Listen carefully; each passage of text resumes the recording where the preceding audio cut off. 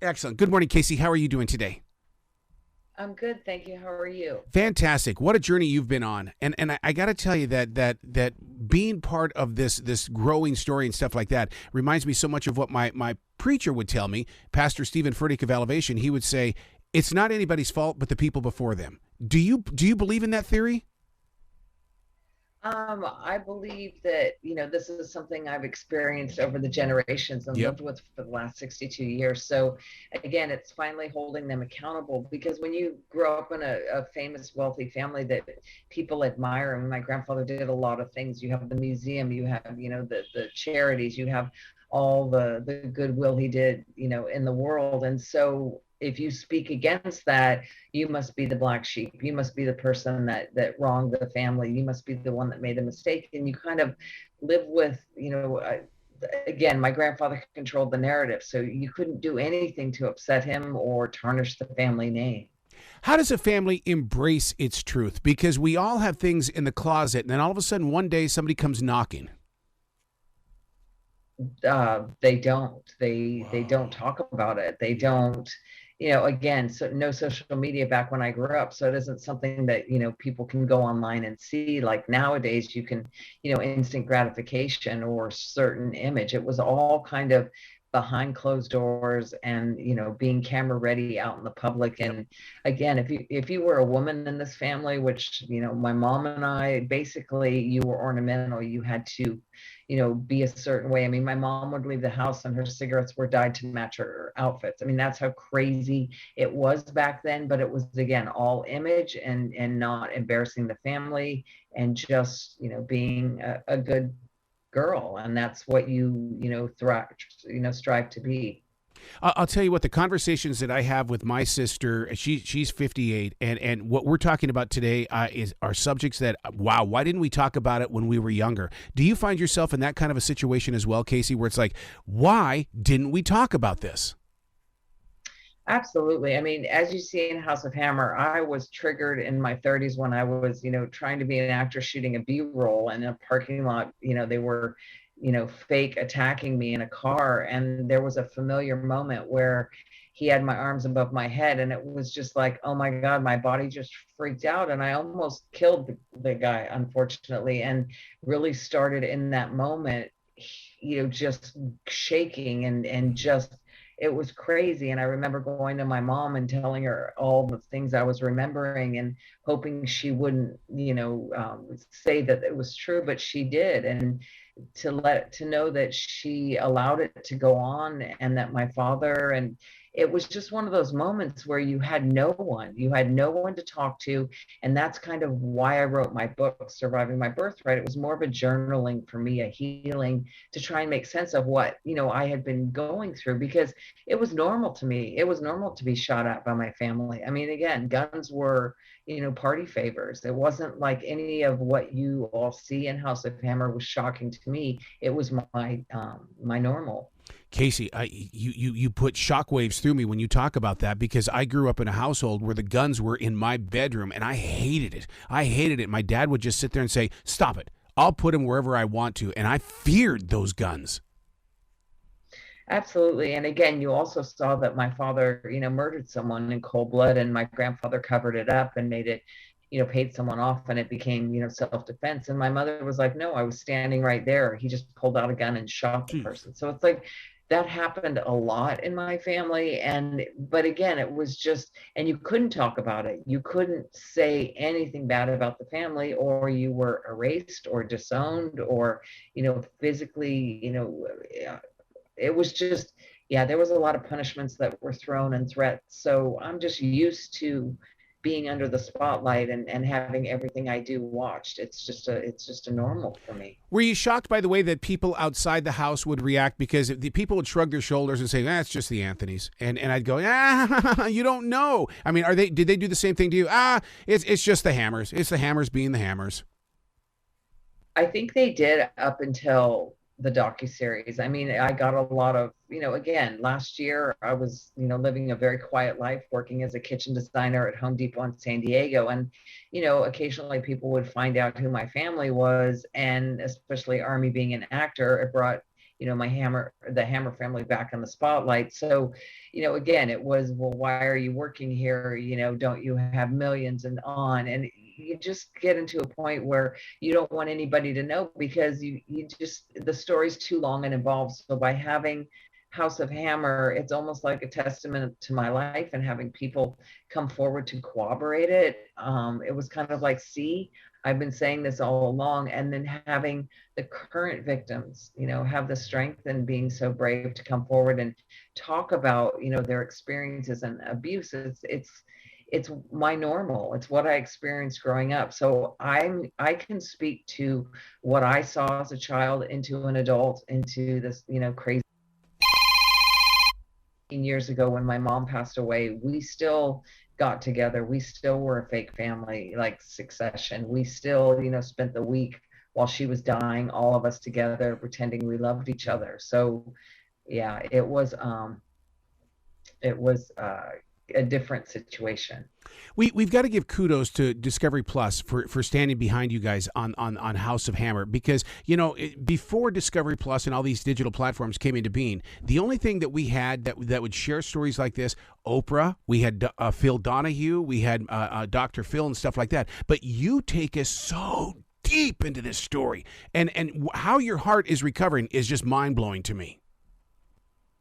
Well, it's interesting too, because this was the tip of the iceberg. I mean, we only had 3 hours, and there was so much more about the family that we could go into. And again, it could go on and on and on. And I just, it's crazy, because people are very shocked by what they see in House of Hammer. And to me, it's like, oh, you haven't seen anything yet. There's a whole bunch more that, was crazy. And you kind of have to laugh about it. You kind of have to think, if you reasons or times that I shouldn't be sitting here, that I don't want to be sitting here. So it's kind of like, it's a struggle to know why I'm here. And I think for the first time in my life, by choosing to be a part of this, and, shining the light on victims and being an advocate for them, and talking about consent and accountability, it really helps empower, and it helps me heal also. But it's not an easy journey. Abuse is abuse, and Yep. you see physical abuse, but mental and emotional, that's deep rooted. Not that physical isn't, but they're all intertwined, and people need to recognize that it's a challenge every day to wake up and take a breath and to keep going. But it's possible to have a fantastic life, and to heal, and to help others. And I think that's kind of, now I finally realize, well, this is my journey. So when you open yourself up like this, because I'm a daily writer, I understand the healing process, and what you've got to rid the heart, you've got to clear the heart of situations. But when you do that, you've got to replace it with something. What have you replaced that negative energy into? What have you replaced that negative energy? Basically, I meditate a lot. Yes. I do a lot of yoga. I'm around animals. I go to the ocean, and I really have learned to go inside and know that, it starts with me. I mean, there are times where I have a lot of guilt and blame that I couldn't, rescue that little 11-year-old, 12-year-old Casey and keep her safe. And so again, there's a lot of challenges that way with, the healing process. Having relationships as an adult, it's like, all the men that I choose to be with, it's kind of like they're all the Hammer men. So again, it reflects in your everyday, and you just really need to make peace with, it's okay to be not okay. I used to self-medicate, and up until about a year and a half ago, I don't anymore. So it's really challenging to sit with these emotions and feelings, and feel that you're going to come out of it. So yeah, it's a process, and you do need help. And I'm here to say too, that there are therapists and people out there that will help you, and don't let money or any of that be a a reason that you don't get help, because they'll work with you. And I found out about a sliding scale, as crazy as that sounds, but you're not alone and you can't do it alone. So again, by being present for people and listening to their story and letting them know they're heard, it's just very empowering.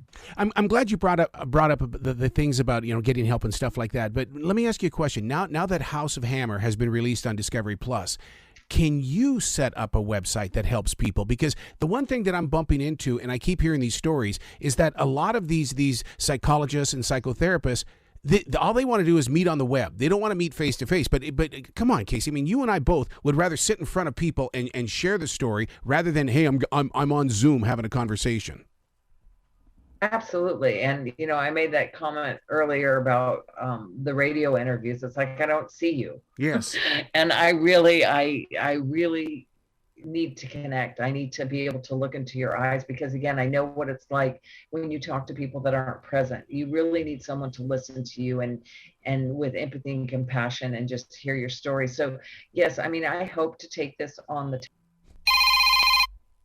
continue sharing. I hope to, who knows, maybe even having a talk show with advocates. Or I don't understand social media that well. So it's like, the podcasts, I'm learning there's other ways to reach people. And I'm more of a one-on-one with people. So if I can find a way to, help people that way and let them share and tell their stories, that's what I'm learning right now. And I don't know, I'm trying to navigate these waters and kind of, I'm looking for people that can help me. And so again, it's one of those things where, I didn't go looking for this, and all of a sudden, a year ago, my life was different than what it is right now. So it's kind of like, okay, I just have to trust that the universe will give me the right people and show me the path that I need to be walking. But yes, it includes helping people. I think one of the most important questions is that how do you stop what has been taking place for over 60 years? Because I mean, it's one of those things where, like if your grandfather, let's say, was an alcoholic and now you're an alcoholic, how does it stop? Someone has to be able to put the brakes on, saying,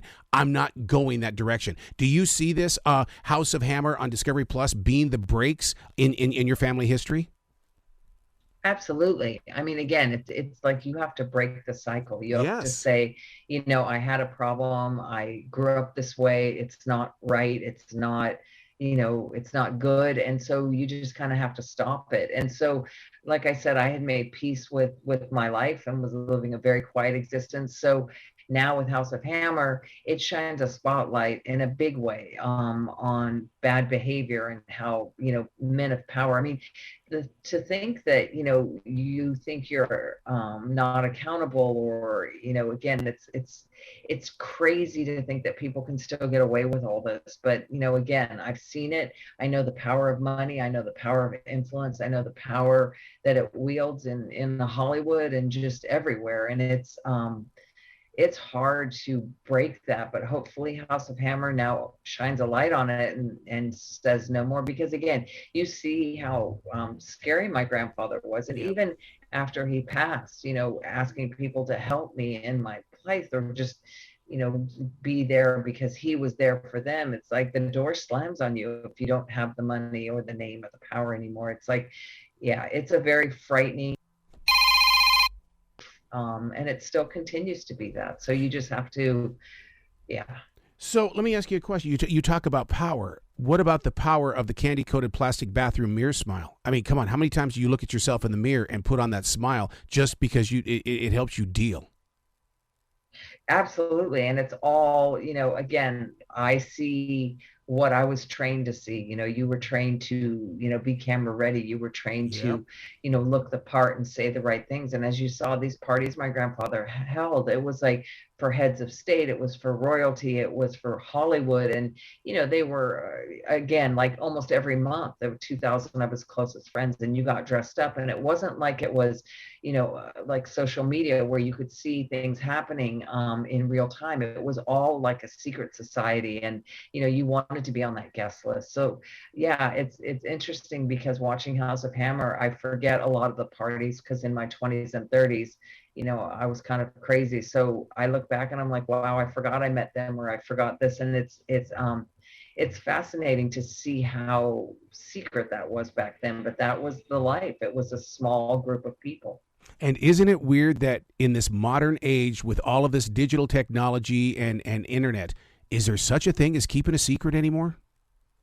No, there really isn't. And that's the good news. I mean, again, it's it's challenging because, you know, for me to get on social media and to read DMs, I can read these beautiful passages that people are writing me, or stories, or appreciation, and yet then there's one or two that are really awful people and say bad things, and it's like you kind of, it's challenging. It really, really is, because I take it personally. And so I just want people to know that I appreciate their support and I read everything. I just, don't understand the ins and outs of like Instagram and TikTok, or, again, it wasn't my generation, but I see the power of it. And I see that it's a great place to be able to say your piece and kind of get people to notice things. So that's a good thing. Wow. Well, this platform is always open for you. You can come back to this show anytime you want to, because it's about changing people's lives beyond your circle. Thank you. I appreciate that. You be brilliant today, okay, Miss Casey?